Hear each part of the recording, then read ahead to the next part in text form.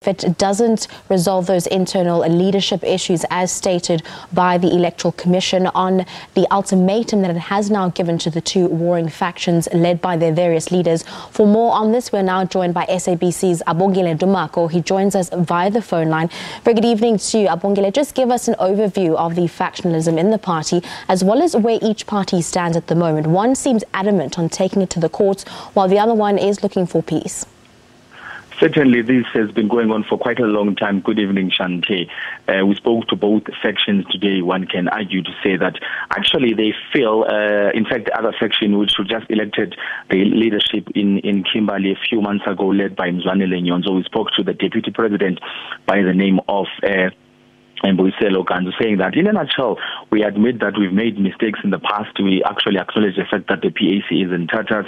As a result, we're not really happy with the fact that now we always have to go to the courts to try and sort out our challenges. But at this stage, we are willing to compromise, meaning that they are willing to meet with Narius Moloto, who is apparently claiming that as well he's a legitimate, president of the PAC, to try and find an amicable solution. Contrary to that, though, on the other side, Narius Moloto saying that it's about time that he actually approach the Constitutional Court, because the High Court in Johannesburg, the High Court in Cape Town, the Supreme Court of Appeals in Bloemfontein have all actually failed to actually assist the PAC in coming to an amicable solution in as far as these two factions are concerned, saying that he also feels there's an aggression against themselves as the PAC from the IEC, because they cannot allow a faction led by Mzwanele Nyhontso to actually get into the IEC through a back door, saying that doesn't come right. He showed us quite a number of documents relating to the court cases that have been sort of in between, elections. She says in 2018 they were in court,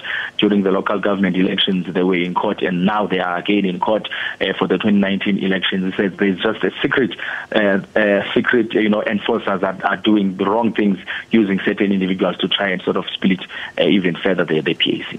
Now, Abongile, earlier you spoke to the IEC. Of course, the IEC has now given them an ultimatum. What are those terms, and is there a deadline?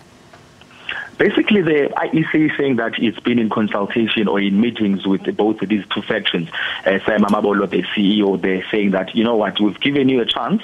It's about time that you go back now and to the drawing board as the PAC and sort out your leadership issues, because as far as we're concerned now, both of you, you're not in a position to tell us who the legitimate leader is between the two of you guys.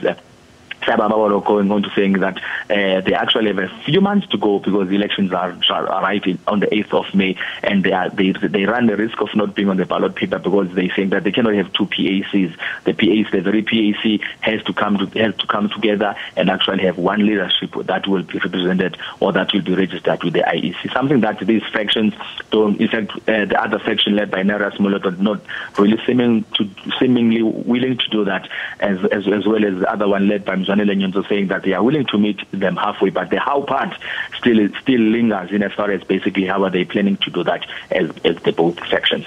Now, in being able to speak to both of the parties, what can you conclude as the general consensus that has been conveyed by both factions and leaders in the PAC? I did sense a bit of, allow me to say, arrogance from these two factions. I did sense a bit of certainty that, in a nutshell, we are the rightful leadership of the PAC, both factions claiming that one now has to really go deeper than what meets the eye and get a sense of really what is really going on between these two factions, because as it continues to unfold, the other faction claims they are legitimate, especially those ones that are coming from the Kimberley Conference, saying that they are the legitimate ones. On the other hand, Narius Moloto and his faction saying that all those, they formed another PAC outside the real PAC after they were all expelled from the party, saying that they've reached out to them several times to say, come back home. We can always find amnesty so that we can sort of be able to live in harmony and be able to build the PAC towards 2019, towards these May elections. Ironically, both factions, Shante, they are confident that they will do well come the 8th, after the 8th of May during these upcoming elections. Something that I don't know how will it unfold if at this moment, like literally about 3-4 months away from the elections, nobody seems to come to the drawing board and actually reach an amicable solution. Only time can tell. We're going to leave it there. That was Abongile Dumako for SABC News on the PAC being given an ultimatum now by the IEC if the party fails to solve its internal leadership battles come elections. We're going to take a short break. Do stay tuned. You're watching News at 9.